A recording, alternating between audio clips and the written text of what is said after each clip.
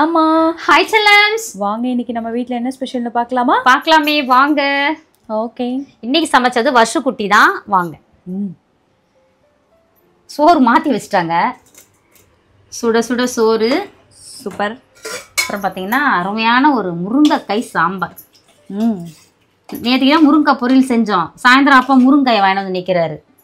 அதனால சரி ஃப்ரெஷ்ஷாக போட்டு நம்ம அப்படியே குழம்பு வச்சிடலாம் அப்படின்ட்டு சாம்பார் வச்சுட்டோம். நரமுடி எட்டி பார்க்குது. வயசானா நிறைய அழகுமா, நிறைய அழகு.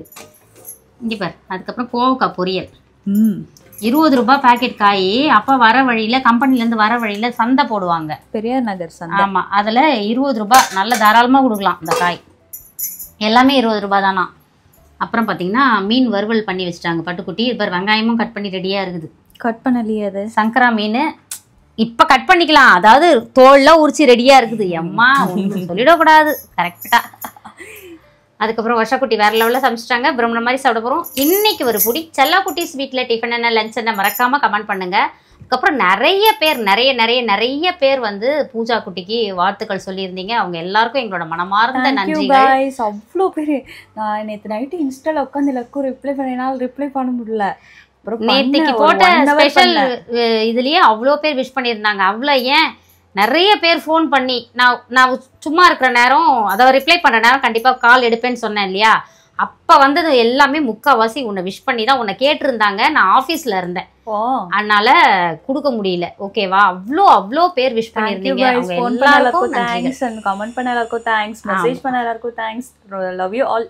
இங்க அன்பு இருக்கிறத கொடுக்கறதுக்கு ஒரு மனசு வேணும். அதுதான் நான் சொல்வேன். அது நல்லா பண்ணியிருந்தீங்க. நிறைய பேர் வர்ஷா குட்டிக்கும் விஷ் பண்ணியிருந்தீங்க. அதையும் சொல்லியிருந்தேன். எல்லாருக்குமே எங்களோட மனமார்ந்த நன்றிகள். என்ன பண்ண போறோம்னு தெரியல, இவ்வளோ அன்பு வச்சிருக்கீங்க. அது என்ன சொல்றது, அவ்வளோ மகிழ்ச்சியா இருக்கு. வேற என்ன பட்டு? அவ்வளோதான். நம்ம இயற்கை சந்தை பொருட்கள் வாட்ஸ்அப் நம்பர் ஃபர்ஸ்ட் கமெண்ட்ல கொடுத்துருக்கு. அதுக்கு ஒரு ஹாய் மெசேஜ் அனுப்புங்க, விஷஸ் சொல்லிடுங்க. அதுக்கப்புறம் இன்னைக்கு திருமண நாள் பிறந்த நாள் கொண்டாடும் அனைவருக்கும் எங்கள் மனமார்ந்த நல்வாழ்த்துக்கள். தங்கங்களா வாழ்க வளத்துடன் எப்போதும் மகிழ்ச்சியா நிம்மதியா சந்தோஷமா இருங்க பட்டுக்குட்டீஸ். ஓகே. ஏதோ சொல்லணும்னு நினைச்சேன், மறந்துட்டேன்.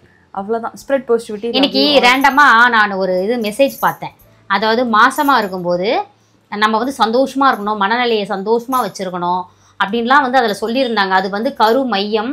அப்போ நம்ம நிம்மதியாக சந்தோஷமாக இருந்தால் தான் குழந்தைங்களும் அதே மைண்ட் செட்டப்பில் இருப்பாங்க. பிறக்கிற குழந்தையும் எப்போதும் சந்தோஷமாக ஹாப்பியாக இருக்கிற மைண்ட் செட் இருக்கும்னு சொல்லியிருந்தாங்க. இப்போ ரீசெண்டாக நான் ஒரு சேனலில் பார்க்குறேன், மாசமாக இருக்காங்க, ரொம்ப ஹாப்பியாக பார்த்துக்கிறாங்க. அவங்கள யாருன்னு உங்களுக்கு புரியும்னு நினைக்கிறேன். உண்மையாகவே அதெல்லாம் பிளஸ்டு லைஃப். அந்த மாதிரி தான் நாங்களும் எங்கள் பூஜா குட்டியை பார்த்துக்கணும்னு நினைக்கிறோம்.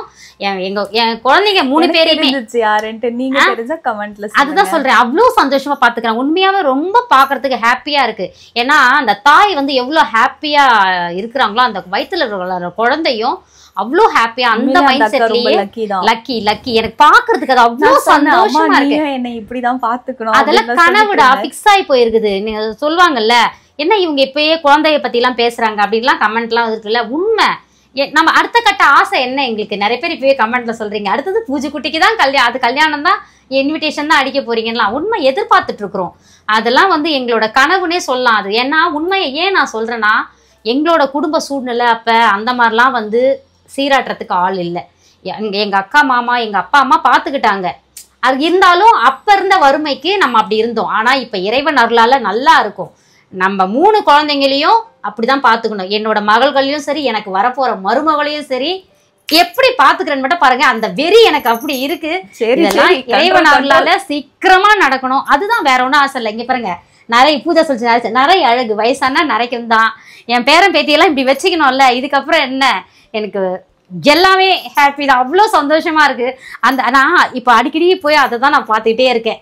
ஏன்னா அதெல்லாம் நடக்கும். நம்ம சந்தோஷத்தை அடிக்கடி பார்க்க அந்த சந்தோஷம் நமக்கு கிடைக்கும்.